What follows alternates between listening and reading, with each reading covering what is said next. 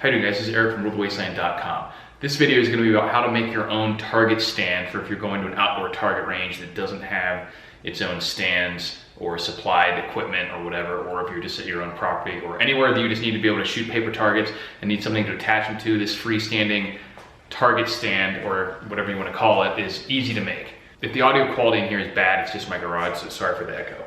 You only need a few pieces to make this thing, and it's only about 10 bucks. I think I paid like $10.30 or something at Lowe's for all this. Obviously not counting the tools because I'm a real man and I've got all my tools already ready to go. First thing I got was two 10-foot sections of 3/4 inch PVC.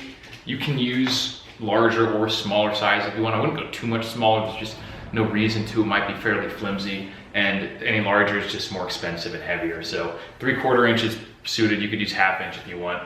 Then all you need is 2 of the elbow joints for the associated or the appropriate size of PVC that you got, and 4 of the triple junctions like this. It can come in one from either side and one coming out the top. And I'll have links in the description to things where you get these on Amazon, but you can find them at any, Lowe's or Home Depot or anything like that. And as far as the dimensions go, you can make these whatever dimensions you want. I'm just gonna show you the easy way that I'm doing it, so that, because I'm lazy and I wanna make the minimum amount of measurements. But if you have a very specific height or width that you want to get to, then you can adjust the measurements. But I'm just basing the height on the fact that these are 10 feet long, so I'm gonna make it roughly 5 feet tall, because that's the least amount of work. And it makes me not have to buy as many of these. If you're gonna make it taller than that, you will have to buy more than 2 of these.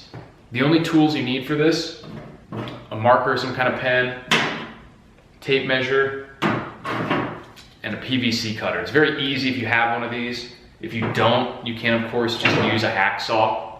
That's still pretty quick. PVC is soft and cuts really easy. You can even use a wood saw if you want. The teeth are larger and it might snag a little bit, but it will cut through it. Certainly any sort of power saw, jigsaw, or anything like that. But these PVC cutters, if you happen to have one, are just fantastic. So I'm gonna start by measuring just halfway down this first 10 foot.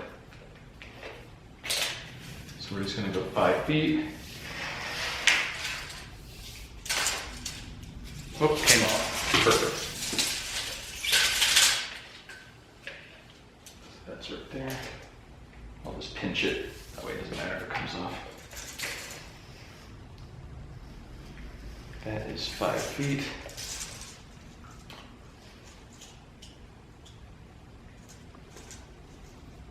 All right. I'll show you once you dropping my tools. It's not how you have nice things. All right. You just grab your PVC cutter, open it up. I don't know if you can see my line there. And then you just start ratcheting it shut until you're right on that line. And of course you want to keep it level.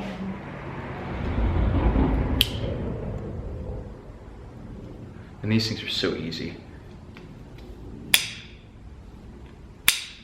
They just cut through it like butter. It's fantastic. There we go. If you're ever gonna do PVC work, I picked this up at a garage sale. I don't do so much PVC work that it was worth me paying, 20 bucks or whatever it costs to get one of those. Of course, I fucked that up, as I fuck up everything, but that's easy enough to fix. Like I said, I don't care about the height as a specific number. I just need them to be even. So we'll just go. They have a rule that says measure twice, cut once. My rule is more like measure once, cut twice, and swear repeatedly.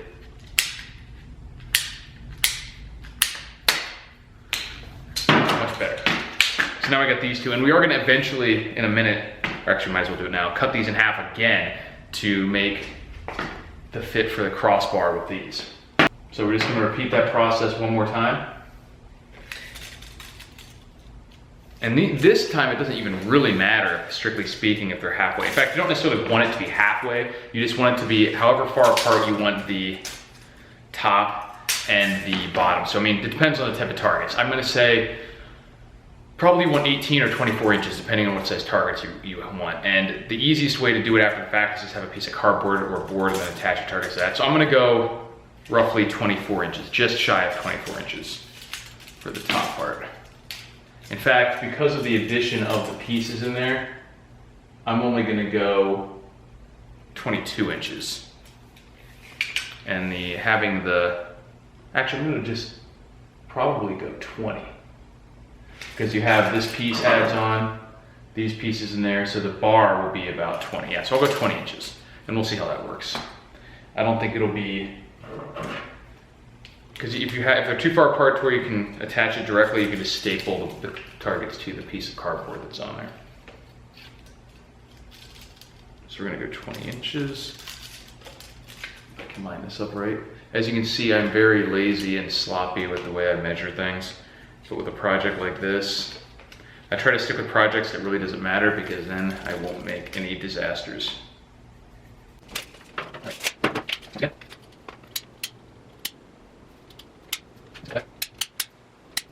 So now we have these two pieces. And we're going to repeat that process again. And instead of measuring, we'll just put these flat on the ground and use that again like I just did. So that step is done, and now we have 2 long and 2 short of the uprights, of the 2 uprights. So we're going to take on top of the longer of the uprights, we'll put these on.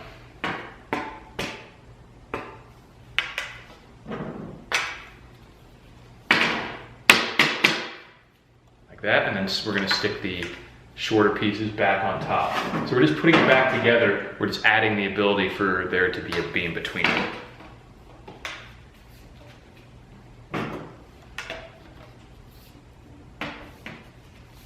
So now we have what looks like that, and these are the uprights. And then of course the top part will also have these, and they just need to point the same way as this part.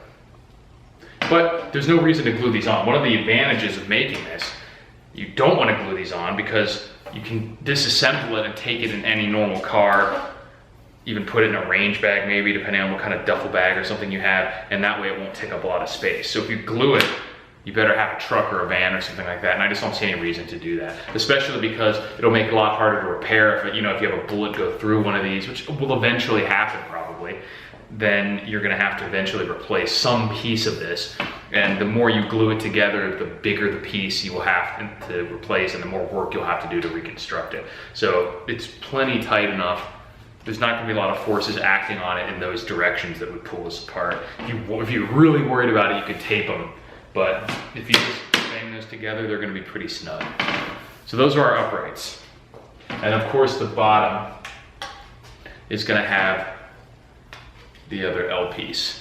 But this will go perpendicular because it's gonna be a foot. So now you should have 2 pieces that have an elbow at one end, a hole in the middle, and then a foot at the bottom, which we'll put some scraps on at the end. So now we have 10 feet left, and you can decide how long you want to make these pieces. I decided to go with 2 feet or 24 inches in between here, which should give us 2 feet, 4 feet, and then 3 on either side at the bottom, and that's 10 feet. It'll actually have to be 2 1.5 foot pieces that'll stick out of either side of this.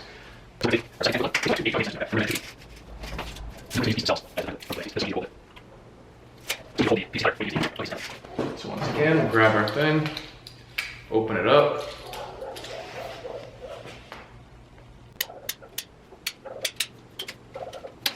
So we got our first 2 foot section. And we're just gonna do this on the ground. So we started out on the ground, and now we'll just finish it. All right, so now we have 2 pieces, and you can check them to make sure they're equal. And I mean, if they're off by like that, by like, quarter of an inch or something, that shouldn't be a big deal. You could cut them again, you could sand it down, but I mean, there's a little bit of tolerance in how far you can jam it in each side. So it's not a huge concern. You just don't want the top or bottom to be drastically lower than one so that it's sticking out and doesn't actually connect. We'll start with the top. In fact, we'll do both on one side so we can just sandwich it on. So we'll put top on, we'll put middle on, like that. And then take the other piece.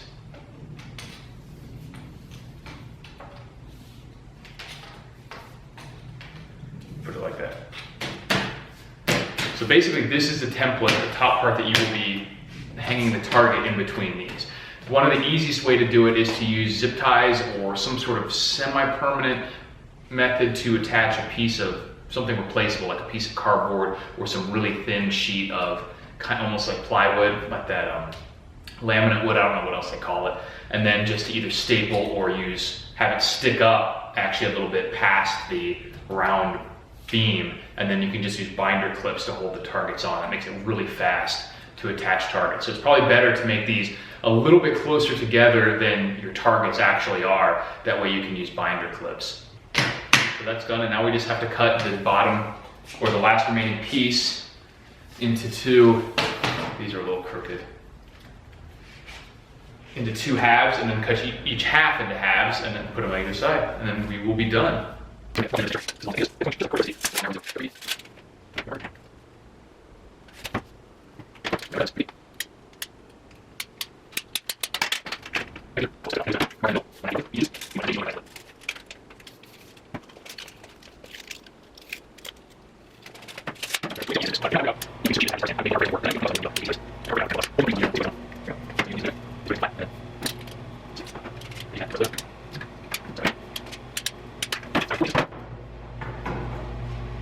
So now we have four pieces that they're not perfectly lined up, but they're very roughly the same size. And since these are the feet that are just sticking out at the end, you can be the least precision is needed for these pieces. So this is the thing upside down. So now we just have 2 feet on either side.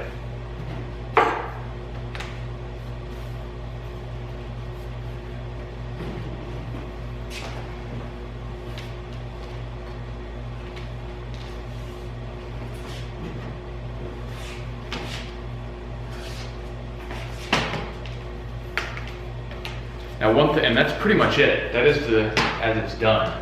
You can just twist these a little bit to line up. One additional thing that I got, which is not necessary, isn't included in the $10, is 4 of these caps to go over the end. And I didn't do that for aesthetics. The reason I did it is because the places that I'm shooting out here in the desert are very dusty. And I don't want the open ends of these like that to scoop up and become filled with a lot of dust and debris that ends up getting dumped out in my car or anything like that. So these are only 57 cents a piece, so it's about an additional, not quite $2.50, so it's worth it in my mind, but you could do some other thing to stop it if you wanted to stop it up.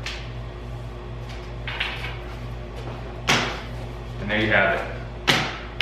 That stands up, you know, as you can see, just over 5 feet tall because you add in the